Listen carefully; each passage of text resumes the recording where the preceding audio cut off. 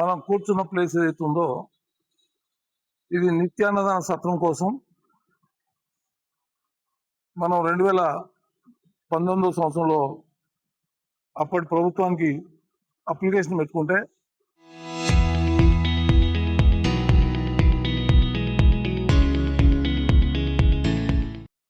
మాకు 5 సంవత్సరాల కోసం ఈ స్థలాన్ని 100x80 స్థలాన్ని మాకు లీజ్కి ఇవ్వటం జరిగింది.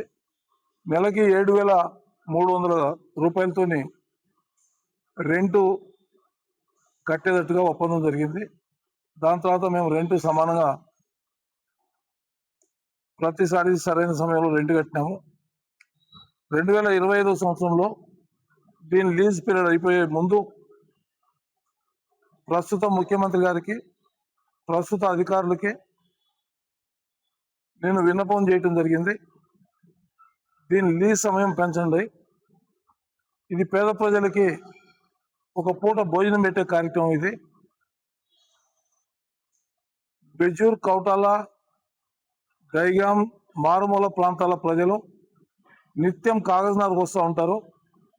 వారికి ఒక పూట భోజనం అందించి ఏర్పాటు చేస్తాం అని మేము ఉచితంగా భోజనం పెట్టడం జరిగింది.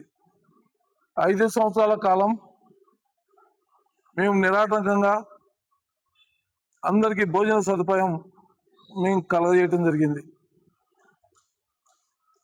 ఇక్కడ భోజనంతో పాటు ఎండాకాలం 2 నెలలు అంబలి పంపిణీ చేసే కార్యక్రమం కూడా జరుగుతూ ఉంది. ఎండాకాలం 2 నెలలు దాదాపుగా రోజు 8,000 నుంచి 10,000 మందికి మనం అంబలి పంపిణీ చేయడం జరుగుతూ ఉంది.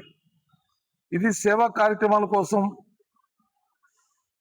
తీసుకున్నటువంటి స్థలం. ఇది ఈ దరిదాపుల్లో ఎక్కడా కూడా ప్రైవేటు స్థలాలు లేవు.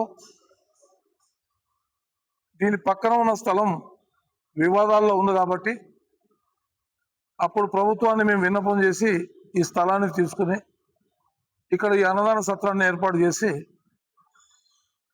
ప్రజలకి మనం సేవ చేస్తూ వచ్చాం. మాకు 2025 సంవత్సరంలో లీజ్ అవ్వక ముందు నుంచి కూడా మేము ప్రస్తుత అధికారులకి, ముఖ్యమంత్రి గారికి మేము విన్నపం చేశాం. దీన్ని లీజ్ సమయాన్ని పెంచండి, ప్రజలకి మరింత సేవ చేసే అవకాశం ఉంటుందని చెప్పి మనం అడిగినాం. కానీ అది ఏమీ చెప్పకుండా 29వ తేదీ నాడు 29వ తేదీ నాడు మాకు ఒక నోటీస్ ఇస్తూ మీరు 7 రోజుల లోపల ఈ అన్నదాన సత్రం ఖాళీ చేయాలి అని ఒక 2 వ్యక్తుల పేర్లు పేర్కొంటూ ఈ వ్యక్తులు మున్సిపల్ అధికారులకి మీ మీద కంప్లైంట్ చేశారు. మీరు 1600 గజాల స్థలం, మీకు ఇచ్చింది 800 గజాలు, మీకు 1600 గజాల స్థలం మీరు కబ్జా చేశారని చెప్పి దాంట్లో పేర్కోవడం జరిగింది. నేనేమంటున్నానంటే ఈ నోటీస్ ఇచ్చిన అధికారికి మరి ఎవరు చెప్తే నోటీస్ ఇచ్చారో తెలియదు, కానీ ఈ స్థలం ఎంత ఉందో మీ విలేకరుల సమక్షంలోనే ఇప్పుడు మనం కలిసి కొలుద్దాం. ఇప్పుడు ఇది ఒక ఎలిగేషన్ పెట్టి ఈ స్థలం ఏదో కబ్జా చేసుకున్నారు, ఇక్కడ ఏదో చేస్తున్నారనే అపోహలు వచ్చేలాగా అపోహలు సృష్టించి ఈ అన్నదాన సత్రాన్ని బంద్ చేయించే కార్యక్రమం నడుస్తూ ఉంది. తెర వెనుక రాజకీయ నాయకులు అండదండలతో మున్సిపల్ కమిషనర్ తొత్తుగా మారి ఈ నోటీస్ ఇవ్వటం జరిగింది. ఇక్కడ పెడుతున్నది పేద ప్రజలకు భోజనం మాత్రమే. ఇదే భోజనం హైదరాబాద్లో హరే రామ్ హరే కృష్ణ భోజనం పెడతా ఉంటే హైదరాబాద్ మున్సిపల్ కార్పొరేషన్ ఒక్క భోజనానికి 27 రూపాయల చొప్పున వారికి పేమెంట్ చేస్తూ ఉంది. కానీ మేము ఎవరిని పేమెంట్ అడగలేదు, మున్సిపల్ని మేము డిమాండ్ చేయలేదు. మీరు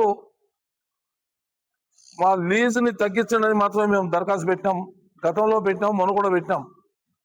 కానీ ఇంతవరకు స్పందన లేదు కాక ఇప్పుడు ఈ సత్రాన్ని 7 రోజుల లోపల ఖాళీ చేయాలని చెప్పి మాకు నోటీస్ ఇచ్చారు. దీని వెనుక ఉన్న నాయకులు మాకు తెలుసు, తెర వెనుక ఉండి ఈ తతంగం అంతా నడిపిస్తూ ఉన్నారు. మున్సిపల్లో కీలు బొమ్మ అధికారిని అడ్డు పెట్టుకుని ఈ నోటీస్ ఇవ్వడం జరిగింది మాకు. నేను ఒకటే చెప్తా ఉన్నాను, మీరు కనీసం మంచినీళ్ళు కూడా పోయలేని చేతగాని వాళ్ళు మీరు. ఈ నియోజకవర్గంలో కాదు, ఈ కాగజ్నగర్ మున్సిపాలిటీలో ఇలా జనం అల్లాడిపోతా ఉన్నారు. మీరు మంచినీళ్ళు కూడా సరఫరా చేయలేకపోతా ఉన్నారు. కనీసం చలివేంద్రాలు పెట్టి కనీసం నీళ్లు కూడా ఇవ్వలేకపోతా ఉన్నారు. మేము మా పార్టీ కార్యకర్తలు కానీ మా శ్రేయోభిలాషులు కానీ ఇంత చక్కగా కార్యక్రమాలు కొనసాగిస్తూ రోజు 10,000 మందికి సేవ చేసే కార్యక్రమం చేస్తూ ఉంటే కళ్ళు గుట్టి మీ కడుపు మండి ఎప్పుడు ఈ సత్రాన్ని బంద్ చేయాలని చెప్పి మీ కుళ్ళు బుద్ధితో చేస్తున్న కార్యక్రమం ఇది. నేను ఒకటే మాట చెప్తా ఉన్నాను, సిర్పూర్ నియోజకవర్గ ప్రజలందరూ కూడా ఒకసారి ఆలోచించండి. ఇవాళ ఈ నియోజకవర్గాన్ని భ్రష్టు పట్టించి ఒక్క అభివృద్ధి కార్యక్రమం కూడా చేయకుండా, ప్రజలకు అందుబాటులో ఉండకుండా, రైతుల్ని నట్టేయడం ఉంచి రైతుల్ని అనేక రకాలుగా ఇబ్బందులు పెట్టి పరిపాలన గాడి తప్పిపోయి చేతగాని దద్దమల రాజ్యంలాగా సిర్పూర్ తాలూకా తయారైపోయింది. ఇంకా దానికి తోడు ఈ సేవా కార్యక్రమాన్ని కూడా పేదవాళ్ళకి ఏదైతే ఒక పూట భోజనం దొరుకుతా ఉందో ఈ భోజనాన్ని కూడా బంద్ చేపించే ప్రయత్నం చేస్తూ ఉన్నారు. దీనికి మీరు సిర్పూర్ ప్రజలు తగిన మూల్యం మీకు చెల్లిస్తారు. తగిన సమయం వచ్చినప్పుడు సిర్పూర్ ప్రజలు మీకు సరైన రీతిలో బుద్ధి చెప్తారు. ఏదైతే మీకు కుటిల రాజకీయాలు ఉన్నాయో దీనికి సరైన రీతిలో మీకు బుద్ధి చెప్తారు. మేము కూడా చెప్తా ఉన్నాం, ఇది ఒక్కసారి మళ్ళీ ఆలోచించండి. మున్సిపల్ అధికారులు, కలెక్టర్ గారు మళ్ళీ ఒకసారి ఆలోచించండి. ఇది ప్రజల కోసం చేసిన కార్యక్రమం. మా స్వార్థం కానీ దీంట్లో ఈసం ఎత్తు కూడా లేదు. మేము ఇన్ని సంవత్సరాలు కష్టపడి ప్రజలకు మేము భోజనం పెడతా ఉన్నాం. రోజుకి 1000 మందికి పేద ప్రజలకు మేము భోజనం పెడతా ఉన్నాం. దీన్ని మీరు రద్దు చేద్దామంటే అది మీ అవివేకం అవుతుంది. రాబోయే రోజుల్లో మీకు ప్రజలు మీకు సరైన రీతిలో మీకు బుద్ధి చెప్తారని చెప్పి నేను తెలియజేస్తూ, మీ విలేకరుల సమక్షంలోనే ఏదైతే కమిషనర్ నాకు నోటీసు పంపించాడో ఈ నోటీసు నాకు 800 గజాల జగనే నాకు అధికారికంగా నాకు ఇవ్వడం జరిగింది. 1600 గజాల స్థలం నేను కబ్జా చేశానని చెప్పి ఆయన నాకు నోటీస్ ఇచ్చాడు. ఆ నోటీస్ మీకు అందరికీ నోటీస్ కాగితాలు కూడా ఇచ్చినాను. ఇప్పుడు మీ సమక్షంలో ఈ స్థలం ఎంత ఉందో మీ సమక్షంలో కొలుస్తాను. మీరే నిర్ణయం చేయండి, వాళ్ళు ఇచ్చిన నోటీస్ తప్ప లేకపోతే నేను కబ్జా చేసుకుని ఏమన్నా ఇక్కడ రూపాయి డబ్బులు సంపాదించుకున్నానా. ఇది కడుపు మంటతో దుఃఖంతో చేస్తున్న కార్యక్రమం.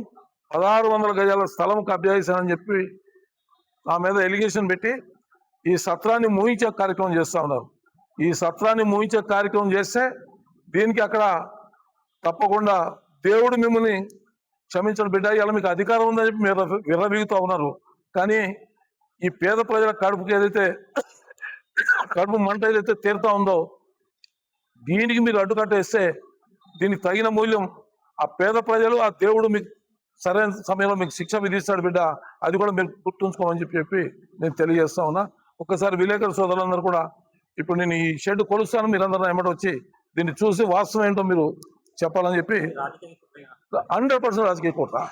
దీని వెనుక ఉన్నది అక్కన్న మాదన్న, దీని వెనుక ఉన్నది అక్కన్న మాదన్న, ఇద్దరు ఉన్నారు. ఈ అక్కన్న మాదన్నలు ఇది చేస్తారు కథం. ఈ చేతగాని అధికారులను అడ్డు పెట్టుకుని ఈ నోటీసులు నాకు ఇచ్చారు ఇవాళ. అవును, నేను నా ఛాయశక్తిలో ప్రయత్నం చేస్తా. పేద ప్రజలకు అన్నం పెడుతున్నా, లక్ష్యం అన్నం పెడతానికి. నేను ఇవాళ చెప్పలే, ఈ మాట 2010లో చెప్పాను. 2017 సంవత్సరంలో నేను ఆసిఫాబాద్ మీటింగ్లో నేను డిక్లేర్ చేసిన, నేను ఈ ప్రజలకి సేవ చేయాల్సిన అవసరం ఉంది. ఈ ప్రజలకి నేను బాకీ ఉన్నా. ఈ ప్రజలకి నేను ఇంత చిన్న స్థాయి నుంచి నన్ను 3 సార్లు ఎమ్మెల్యేగా గెలిపించారు. ఈ ప్రజలు ఉపవాసం ఉండకూడదు, పల్లెల నుంచి వచ్చేవాళ్ళు ఒక పూట ఉపవాసం ఉండకూడదు, వాళ్ళకి ఒక పూట భోజనం అందించాలన్న కార్యక్రమం కాదు తప్ప ఏనాడు రాజకీయంగా నేను ఎక్కడ కూడా మాట్లాడలేదు. ఏనాడు నాకు నేను అన్నం పెట్టినా నాకు ఓటు ఏమని చెప్పి నేను ఎవరిని అడగలేదు. నేను భోజనం పెట్టి కడుపు బాధ తీర్చినాను, కడుపు ఆకలి తీర్చినాను నేను. అంతేగాని నేను ఏనాడు రాజకీయం మాట్లాడలేదు. నేను ఏనాడు రాజకీయం కోసం ఈ స్థలాన్ని నేను ఉపయోగించుకోలేదు. నేను నా శాయశక్తిలో ప్రయత్నం చేస్తా. ఒకవేళ దానికి ఇది మూసేసినా కూడా ఇంకా ఎట్లా కొనసాగించాలో నా ప్రయత్నం చేస్తాను.